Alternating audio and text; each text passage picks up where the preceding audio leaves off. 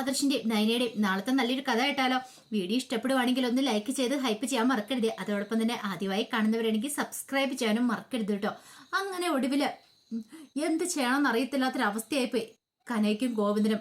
കാരണം ചെല്ലുമ്പോഴെല്ലാം ആ ജോത്സ്യന് പറയുന്ന ഒരേ ഒരു കാര്യം, നന്ദുവിന്റെ മനസ്സിൽ ആരാണോ ഉള്ളത് അവരും ആ ചെറുപ്പക്കാരും തമ്മിലുള്ള കല്യാണം നടക്കുന്ന. അപ്പം നവീനായിട്ടുള്ള ആലോചന വന്നു കഴിഞ്ഞപ്പോ ഭയങ്കര പ്രതീക്ഷയോട് കൂടിയിട്ടാണ് പോയത്. പക്ഷെ അവിടെ ചെന്ന് കഴിഞ്ഞപ്പോൾ ജാതകം തമ്മിൽ ചേർത്തില്ല. ചിലപ്പോൾ ചില പൂജകളൊക്കെ ചെയ്യുവാണെങ്കിൽ ഈ കല്യാണം നടത്തിയാലും കുഴപ്പമില്ലെന്നൊക്കെ തിരുമേനി പറഞ്ഞു. പക്ഷെ അയാൾക്കും അതിനകത്തൊരു ഉറപ്പും കാര്യങ്ങളൊന്നും ഇല്ല. ഒടുവില് കനക ഗോവിന്ദനോട് പറഞ്ഞു, ഇനിയിപ്പം നമ്മൾ എന്ത് ചെയ്യും ഗോവിന്ദേട്ടാ? നവീൻ മോനുമായിട്ടുള്ള ബന്ധം കൂടെ നടന്നില്ലെങ്കിൽ എനിക്ക് എന്ത് ചെയ്യണമെന്ന് അറിയത്തില്ല. കനകെ, നമ്മളിങ്ങനെ ധൃതി പിടിച്ചിട്ടൊന്നും കാര്യമില്ല. ഒരു പക്ഷെ ദൈവത്തിന് എന്തെങ്കിലും ഒരു പ്ലാനും കാര്യങ്ങളും കാണും. അത് പ്രകാരം കാര്യങ്ങളും മുന്നോട്ട് പോകത്തുള്ളൂ. അറിയാലോ ഗോവിന്ദേട്ടാ, രണ്ട് പെൺകുട്ടികളെ നമ്മുടെ അങ്ങോട്ടേക്ക് അയച്ചു കഴിഞ്ഞ അനന്തപുരിയിലേക്ക്. ഇനി നന്ദൂരിയും കൂടെ അയക്കുന്നതിനെ കുറിച്ച് എനിക്ക് ചിന്തിക്കാൻ പോലും പറ്റില്ല. അങ്ങനെ എന്തെങ്കിലും സംഭവിച്ചു കഴിഞ്ഞിട്ടുണ്ടെങ്കിൽ അനിയുടെ അമ്മ വെറുതെ ഇരിക്കും തോന്നുന്നുണ്ടോ? ഒരു കാരണവശാലും ഇല്ല. ഒരു റിസ്ക് എടുക്കാനായിട്ട് ഞാൻ ഇനി തയ്യാറുമല്ല. അങ്ങനെ എന്തേലും ഉണ്ടെങ്കിൽ നന്ദു അനിയും തമ്മിലുള്ള വിവാഹം നടക്കാനും പോകുന്നില്ല. അല്ല, അനിയുടെ ഡിവോഴ്സ് കേസും കാര്യങ്ങളും ആണല്ലോ കോടതി വരാൻ പോകുന്നേ. അവന് ഡിവോഴ്സ് കിട്ടിക്കഴിഞ്ഞിട്ടുണ്ടെങ്കിൽ ഔദ്യോഗികമായിട്ടുള്ള വിവാഹം നടത്തുമെന്നല്ലേ മൂർത്തി സാറ് പറഞ്ഞേ. അതെ, പക്ഷേങ്കിൽ അനിയും കൂടെ സമ്മതിക്കണ്ടേ അതിന്? നമ്മൾ ഇവിടെ ഇരുന്ന് പറഞ്ഞിട്ട് കാര്യമൊന്നുമില്ലല്ലോ. അത് ശരിയാ, അനിയുടെ മനസ്സിൽ നന്ദു ആണെങ്കിൽ ആ വിവാഹം നടക്കില്ലല്ലോ. എനിക്ക് ഓർത്തിട്ട് ഒരു സമാധാനം കിട്ടുന്നില്ല ഗോവിന്ദേട്ടാ. നീ ഒന്ന് സമാധാനമായിട്ടിരിക്കുക, നമുക്ക് നോക്കാം, വരുന്നെന്താന്ന് വെച്ചാൽ കാണാന്ന് പറഞ്ഞിട്ട് അങ്ങനെ കമനകയെ സമാധാനിപ്പിച്ചു. കുറച്ച് കഴിഞ്ഞപ്പോ നന്ദു ഇങ്ങനെ ഒന്ന് ആലോചിച്ചു, എന്താ ചെയ്യണ്ടേ? ഒരു കാര്യം ചെയ്യാം, പോയി നവീനെ ഒന്ന് കാണാം.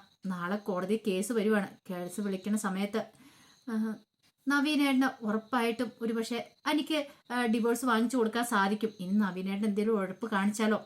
അനി പറയുന്ന പോലെ ഇനിയിപ്പം അനാമികയും അനിയും തമ്മിൽ പെട്ടെന്നൊന്നും ഡിവോഴ്സ് നടക്കരുത് എന്ന് കരുതിയിട്ട് അങ്ങനെ എന്തെങ്കിലും ചെയ്തിട്ടുണ്ടെങ്കിൽ പണിയാവും. ഒന്ന് പോയി അനിക്ക് വേണ്ടി റെക്കമെൻഡ് ചെയ്യാം. അങ്ങനെ ഒടുവില് നന്ദു നവീനെ വിളിക്കുകയാണ്. എനിക്ക് നവീനേട്ടനെ അത്യാവശ്യമായിട്ടൊന്ന് കാണണമെന്ന് പറഞ്ഞു. അങ്ങനെ അവർ തമ്മിൽ കണ്ടുമുട്ടണ സമയത്ത് നന്ദുവിനോട് നവീൻ ചോദിച്ചു, അല്ല എന്നെ എന്താ അത്യാവശ്യമായിട്ട് കാണണമെന്ന് പറഞ്ഞേ? അത് പിന്നെ ഞാൻ പറഞ്ഞല്ലോ നവീനേട്ടാ, എനിക്ക് നാളെ അനിയുടെ ഡിവോഴ്സിനെ കുറിച്ച് അറിയാനായിട്ട് ആഗ്രഹമുണ്ട്. എങ്ങനെയാ നാളെ എനിക്ക് ഡിവോഴ്സ് കിട്ടുമോയെന്ന് ചോദിച്ചു. അത് നാളത്തെ കാര്യമല്ല നന്ദു, കോടതി കാണേണ്ട കാര്യമാ. അല്ല, എത്ര കാലമായി അനി ഇങ്ങനെ അനാമയായിട്ടുള്ള ഡിവോഴ്സിന് വേണ്ടിയിട്ട് നടക്കുന്നേ. നാളെയെങ്കിലും ഡിവോഴ്സ് കിട്ടുവാണെങ്കിൽ. അല്ല, നന്ദുവിന് എന്താ ഇതിന് ഇത്ര താല്പര്യം? അല്ല, അത് പിന്നെ അനി എൻ്റെ ഫ്രണ്ടാണല്ലോ, അവൻ എത്രയും പെട്ടെന്ന് മോചനം കിട്ടണം തന്നെ എൻ്റെ ആഗ്രഹം. പിന്നെ അനാമയെക്കുറിച്ച് അറിയാലോ, അവളുടെ സ്വഭാവത്തെക്കുറിച്ച് നവീനേട്ടൻ നന്നായിട്ട് അറിയാവുന്നല്ലേ.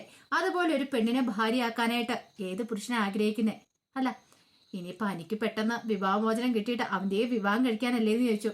അത് കേട്ടത് നന്ദു ഒന്നും മിണ്ടിയില്ല. എന്താ നന്ദു, ശരിയല്ലേന്ന് ചോദിച്ചു. നന്ദു പറഞ്ഞു, അതൊക്കെ അവരുടെ കാര്യങ്ങളല്ലേ നവീനേട്ടാ.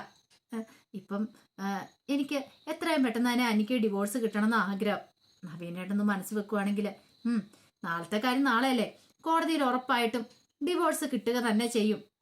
അതിനുള്ള കാര്യങ്ങളൊക്കെ ഞാൻ ചെയ്യുന്നുണ്ട്. നന്ദു ഒന്നും അതോർത്ത് ടെൻഷൻ അടിക്കണ്ട. അല്ല, നന്ദുവിന്റെ ഫ്രണ്ട് ആയതുകൊണ്ടല്ലേ നന്ദുവിന് ഇത്ര ടെൻഷൻ? അതെ, എൻ്റെ ഫ്രണ്ടല്ലേ. അതെ, കൂട്ടുകാരെ ചതിക്കുന്ന പരിപാടിയൊന്നും എനിക്കില്ല നന്ദു. എൻ്റെ ഫ്രണ്ടും കൂടെയാണ് അനി, അറിയാലോ. അതുകൊണ്ട് ഞാൻ അവനെ ചതിക്കാനൊന്നും പോകത്തില്ല. പിന്നെ ഒരു കാര്യമുണ്ട്, നമ്മുടെ കാര്യം അറിയാലോ, എത്രയും പെട്ടെന്ന് തന്നെ നമ്മുടെ കാര്യം നടത്തണം. ഇത് കേട്ടപ്പോൾ നന്ദു പറഞ്ഞു, അത് പിന്നെ നവീനേട്ട എന്താ നന്ദു? നന്ദു പെട്ടെന്ന് എടുത്തടിച്ചൊരു തീരുമാനമൊന്നും പറയണ്ട, സാവകാശം പറഞ്ഞാൽ മതി. ഇനി ഇതിന് ശേഷം അവർക്ക് ഡിവോഴ്സും കാര്യങ്ങളൊക്കെ കിട്ടും. പക്ഷെ നമ്മുടെ കാര്യത്തിലൊരു തീരുമാനം വേണ്ടേ? നന്ദുവിന് അത് പറഞ്ഞപ്പോൾ എന്താ മുഖം അല്ലാതെ ആയിപ്പോയത്? അങ്ങനെയൊന്നുമില്ല നവീനേട്ടാ. എങ്കിൽ പിന്നെ ശരി, എന്താണെങ്കിലും നന്ദു ധൈര്യമായിട്ടിരുന്നു. എനിക്ക് ഡിവോഴ്സ് കിട്ടുക തന്നെ ചെയ്യുമെന്നും പറഞ്ഞിട്ടാണ് നവീൻ അവിടുന്ന് പോകുന്നത്. നന്ദുവിന് ഭയങ്കര ടെൻഷനായി. നവീനുണ്ട് എന്തെങ്കിലും സംശയം തോന്നി കാണുമോ താ റെക്കമെൻഡ് ചെയ്തോണ്ട്? അങ്ങനെ വരാൻ വഴിയില്ല. ഒടുവിൽ അനിയെ നന്ദു വിളിച്ചു. അവിടെ നിന്നുകൊണ്ട് തന്നെ വിളിക്കുകയാണ്, എടാ ഞാൻ നവീനോട് സംസാരിച്ചിട്ടുണ്ട് നിന്റെ ഡിവോഴ്സിനെ കുറിച്ച്. എടി എന്തു പറഞ്ഞു നവീന്? എനിക്ക് നല്ല ടെൻഷനുണ്ട്. എടാ നീ പേടിക്കാതിരിക്കുക. നവീനേട്ടൻ പറയുന്ന നാളെ നിനക്ക് ഡിവോഴ്സ് കിട്ടുമെന്നാ. അതൊക്കെ നിന്നെ സമാധാനിപ്പിക്കാൻ വേണ്ടി പറയുന്ന. മിക്കവാറും അങ്ങനെയൊന്നും ആയിരിക്കില്ല നാളെ കോടതി സംഭവിക്കുന്നത്. എടാ നീ എടുത്തു ചാടി ഒരു തീരുമാനം എടുക്കണ്ട. നാളത്തെ കോടതി കൂടെ കഴിയട്ടെ, അതിനുശേഷം നമുക്ക് തീരുമാനം എടുക്കാം. അല്ല, നിന്റെ മനസ്സിലിപ്പോ നവീനേട്ടനെ വക്കീൽ സ്ഥാനത്ത് നിന്ന് മാറ്റം, അതായത് നിന്റെ ആ കേസ് നവീനേട്ടന്റെ കയ്യിൽ നിന്ന് മാറ്റണം എന്നല്ലേ ആഗ്രഹം? അത് വേണ്ട. നവീനേണ്ട മിടുക്കനായ ഒരു വക്കീലാണെന്നറിയാലോ. ഇത്രയും കാലം നിന്നെ നിന്റെ കുടുംബത്തെ പല കേസുകളിൽ നിന്ന് രക്ഷിക്കുകയും ചെയ്തല്ലേ. അതുകൊണ്ട് നവീൻ ചേട്ടൻ തന്നെ വാദിക്കട്ടെ എന്നൊക്കെ പറഞ്ഞു. എനിക്ക് നല്ല ബുദ്ധിമുട്ടുണ്ടായിരുന്നു, ഒരു ഭയം ഉണ്ടായിരുന്നു. പിന്നീട് ആദർശ് വീട്ടിലേക്ക് വരുമ്പോഴത്തേനും ദേവേനി ചോദിച്ചു, അല്ല നാളെയല്ലേ അനിയുടെ കേസ് കോടതിയിൽ വരുന്നേ? അതേ അമ്മേ, അതെന്താവും ഓർത്തിട്ട് ഞങ്ങൾക്കും ടെൻഷൻ ഉണ്ടെന്ന് പറഞ്ഞു. അത് കേട്ടൻ ദേവേനി പറഞ്ഞു, ഇടയ്ക്ക് നവീന് അനികയെക്കുറിച്ച് ചോദിച്ചിട്ടുണ്ടായിരുന്നു പറഞ്ഞു. അനികയെക്കുറിച്ചോ? അതെ, ഹോസ്പിറ്റലിൽ കിടക്കുന്ന പേഷ്യന്റ് ഡിസ്ചാർജ് ആയെന്നാ ചോദിച്ചേ.